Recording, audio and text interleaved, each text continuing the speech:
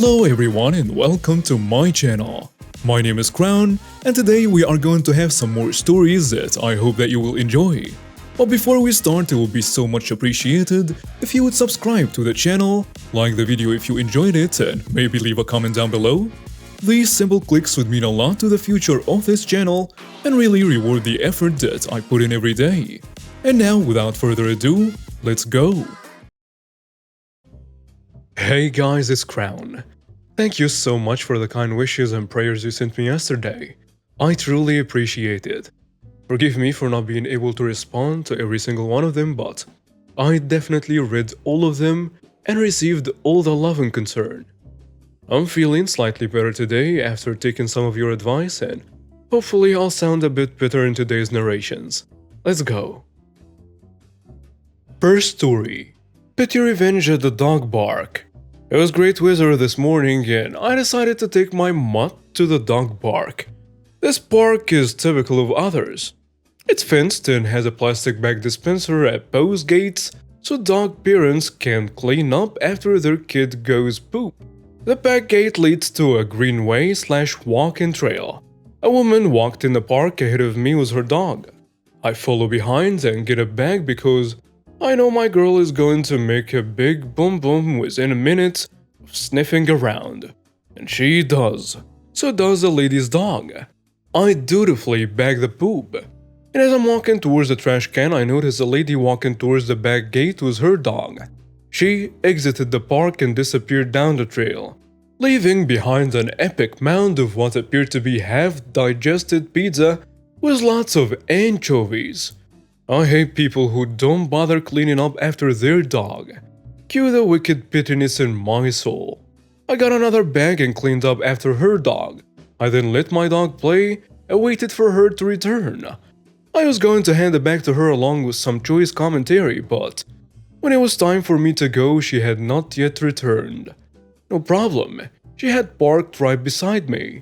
I had intended to dump her dog's poop on the hood of her car, but to my gleeful surprise, she'd left one of her back windows down.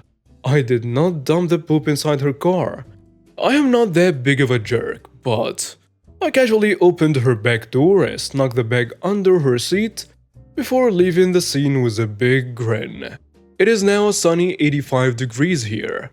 I hope the smell inside her car is nauseating. Next story. Entitled Dad Assaults Me for Faking an Injury. Backstory for context. I had just left the hospital about a week or so ago due to really bad pain behind my knee. So bad that I couldn't sit, stand fully upright, walk, lay down, nor bend or fully straighten my leg. It came out of nowhere and got progressively worse every day that I ended up bedridden for 2 weeks. Also to note that even though the summer heat is coming to an end where I live, I drank plenty of cold water to the point where I'd have to get up every hour to use the bathroom throughout the day. The pain was so bad that I would lose the urge and would just lay in bed all day, not even wanting to get up to eat or pee because it was so bad and sensitive to the touch that any movement would make me wince. Doctors were baffled. So there was a CT scan and an MRI done, as well as bringing in an oncologist because I had a large mass of fat behind my leg, a tumor about the size of a football. Hearing oncologist almost brought me to tears as I feared for the worst. It turns out what I thought was a really bad cramp was actually torn tendons and ligaments in my leg. I hadn't fallen or hit my leg against anything, which is what confused everyone. And the large mass was just a fatty tumor, nothing too serious according to the doctors and surgeon. No operation was done. It is not cancerous. And I was told in a few weeks the swelling would go down and my leg should heal naturally. I've been using a walker since discharge and just recently the pain is much more tolerable that I no longer need it. But still use a walking cane because there is still a chance I could fall. And I won't risk it for a biscuit. Now that this is out of the way, on to the story. I've been given hydrocodone upon discharge for the pain, but only for 3 days, as it's pretty strong and one could possibly get addicted. So I've been taking Tylenol after my meds ran out, and it's the strongest OTC medicine I could get. I have to keep my leg either very still while laying down, or constantly moving it, i.e. walking, as it hurts if I stand still for too long. This incident happened 2 days ago. Instead of sitting at home doing leg exercises in bed, and waiting for my dad to go bring me pain meds, I decided to go with him to keep myself moving, hoping it would help me. Plus spend more quality time with him. We've had an on and off bumpy relationship. So we headed to the pharmacy, and once we're there, I decided I also wanted some jacket snacks. I informed my dad about this so he doesn't have to slowly follow me around. I suggest he go out to get some quick groceries at the supermarket across the street. And he agrees, and we go our separate ways for a while. I go around with a basket and pick my stuff up along with pain meds, taking my time. Then head to the counter up front. This is where the entitled dad and his son come into play. The son was quiet the entire time and didn't say a word. As I'm standing in line, I put my basket down next to me and hold on to my cane. As I mentioned before, it hurts to stay standing still for too long, and my hands start to wobble a bit as I'm struggling. The entitled dad is behind me in line and makes a snide remark about me struggling to stand, saying how I should quit being a drama queen. You can wait. I turn to him and glare for a few seconds before replying, I have a bad leg. I cannot stand for too long, in a deep, irritated tone before turning away. As I do, this man has the absolute nerve to walk over and picks up my basket and starts rummaging through my items. I turn and demand loudly to put down my basket now, to ensure I grab other people's attention. He scoffs and hands it to his son, who's about maybe 6 years old and carrying their own basket, and keeps rummaging, picking out and commenting on my snacks and get to my pain meds. What are you, some sort of junkie? What's with all these painkillers? You're getting off on these, aren't you? There's only 3 other people in line who are either starting or trying to not get involved. I ignore his question and ask for my basket back. This angers the entitled dad, and he asks again in a much louder voice, You're getting off on these, aren't you? And he throws the stuff back into the basket. I'm almost up to the counter next, but I walk a bit closer as my leg is now starting to feel a bit stiff, and ask once again for my basket. And the entitled dad shouts, Fine! And as I hold my hand out to grab it, he, instead of handing it to me, throws it forward towards me. I'm only 5'7", and this man was about 6 foot something. A pretty tall guy, and threw it at chest height as if tossing a basketball. So basically he tossed it at my head. I put my hands up to not catch it but to block it from hitting me in the face.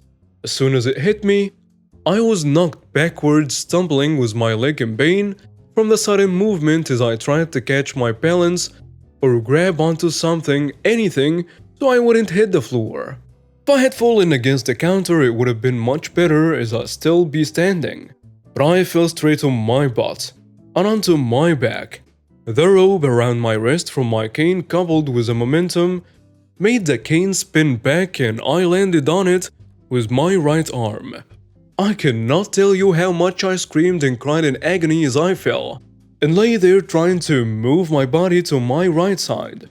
I can't even sit down normally without pain and have to lean most of my body to the right whenever I sit down, on the toilet seat, at the dinner table, or even sitting upright on my soft mattress. Any weight or pressure on my leg makes it hurt and it's uncomfortable and gives me backaches. So landing hard straight down was absolute hell. The other customers, as well as the cashier and store manager, started shouting at the guy while trying to help me up. I declined, wanting to stay on the floor, as it would be much better than if I was sitting or standing, and demanded loudly for the cops to be called and to not let that man go, as I was sure as hell going to be pressing charges. The entitled dad doubles down and shouts back at everyone else, I mean, look at him. He's exaggerating. He's not hurt. Look at these pain meds. He walks to my basket, and take out my stuff I'm buying. He's probably getting high off of these. How the hell?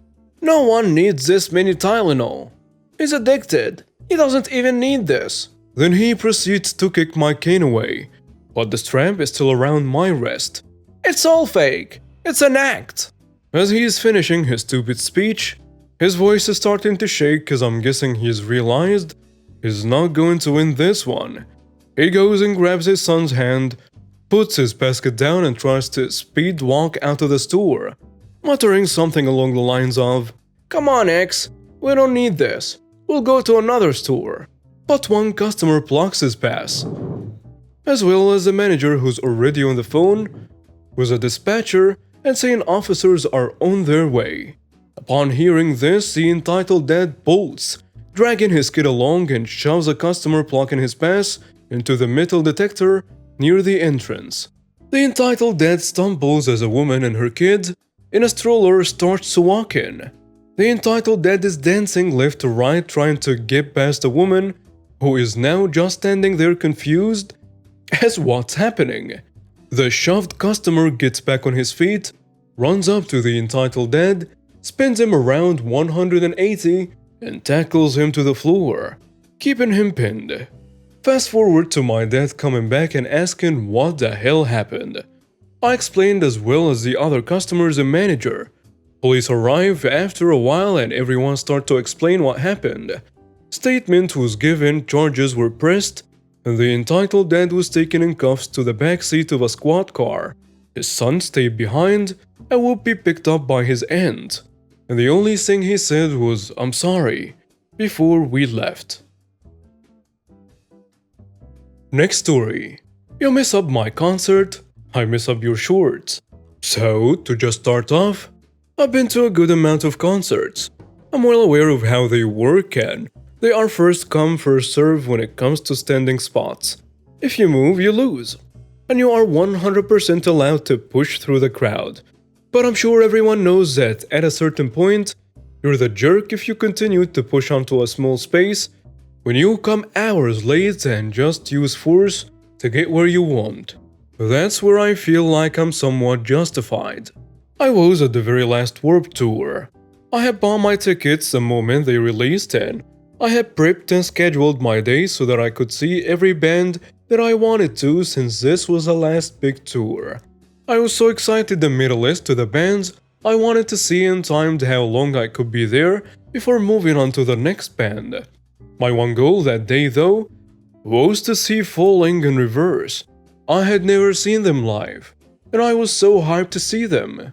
I went with my best friend, and we had a blast for the majority of the day. I was keeping an eye on the clock and timed it perfectly to be at the stage where they were supposed to play before the previous band ended. This was so that once those fans left, I could have the first pick of the spots. My plan worked perfectly, and me and my best friend were literally 2 people behind the stage. It was an amazing spot right in the middle. I held my friend's hand and told to be prepared for people to push, but we needed to stand our ground. After a bit that was true but stayed in that spot, and after everyone settled in, we thought we were safe. The band came out and things started to get lively, and it was awesome. Cue Rude Girl and her friends. One song in and the Rude Girl pushes between me and my friend and gets in front.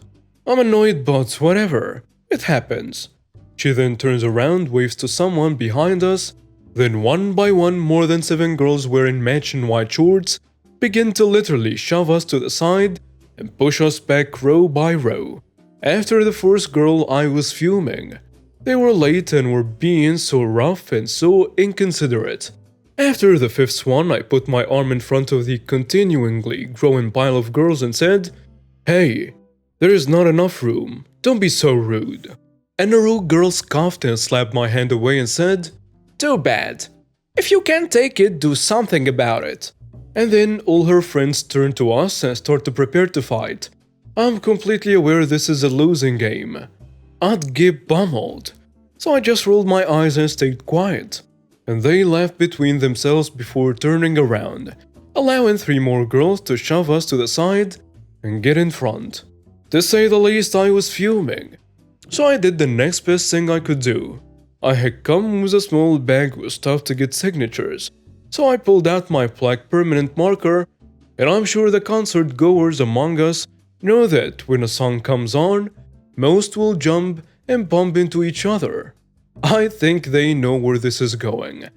Well, for the whole concert, I went wild with those songs, bumping into them and jamming to the songs, with my permanent marker uncapped, marking up each of their white shorts.